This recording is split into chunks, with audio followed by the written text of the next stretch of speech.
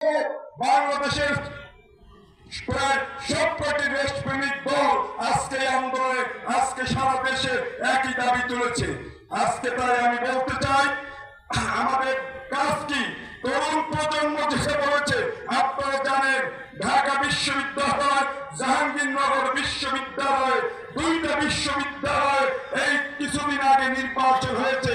সামনে চট্টগ্রাম বিশ্ববিদ্যালয় এবং রাজশাহী বিশ্ববিদ্যালয় সহ বাংলাদেশের অনেকগুলো উচ্চ শিক্ষা প্রতিষ্ঠানে আবার নির্বাচন আছে। কিন্তু এই দুইটা নির্বাচনে আমরা কি দেখেছি? যারা বাংলাদেশের সবচেয়ে শিক্ষিত, মেধাবী এবং ভবিষ্যৎ প্রজন্ম এই জাতি, তারা আজকে রায় দিয়েছে কাদের পক্ষে? শান্তি, ইসলাম এবং উন্নয়নের পক্ষে। আজকে সেই নির্বাচনে ইসলামের বিজয় সূচিত হয়েছে। আজকে বাংলাদেশে আগামী জাতীয় নির্বাচনে তার ব্যতিক্রম হবে না। অতীতের ইতিহাস যদি আমরা পর্যালোচনা করি, ওই ঢাকা বিশ্ববিদ্যালয় ডাকসু অর্থাৎ ঢাকা বিশ্ববিদ্যালয় কেন্দ্রীয় ছাত্র সংসদকে বলা হয় বাংলাদেশের দ্বিতীয় সংসদ।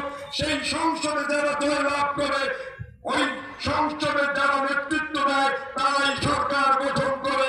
আজকে তাই আমরা বাংলাদেশের জনগণকে নয়, আজকে আমরা মনে করি সারা বাংলাদেশের মানুষ আজকে এক হয়েছে একটা কারণে।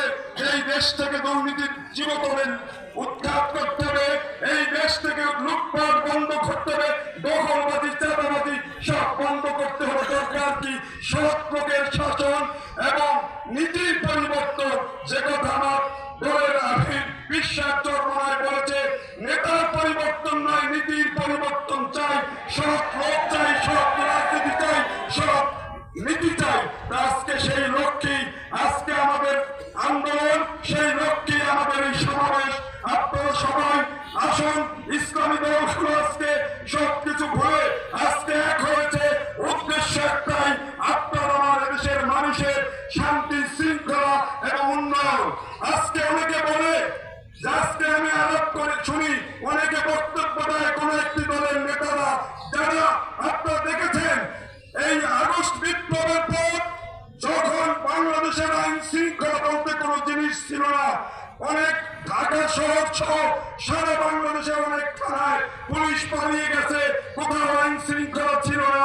সেই মুহূর্তে প্রয়োজন ছিল দেশের আইন শৃঙ্খলা রক্ষা করে দেশের সুশাসন প্রতিষ্ঠা করা। অথচ সেই জুলাই বিপ্লবের এক সপ্তাহের মধ্যেই আমরা দেখেছি কোন একটি রাজনৈতিক দল ঢাকায় সমাবেশ করে বলেছিল 3 মাসের মধ্যে নির্বাচন দিতে হবে।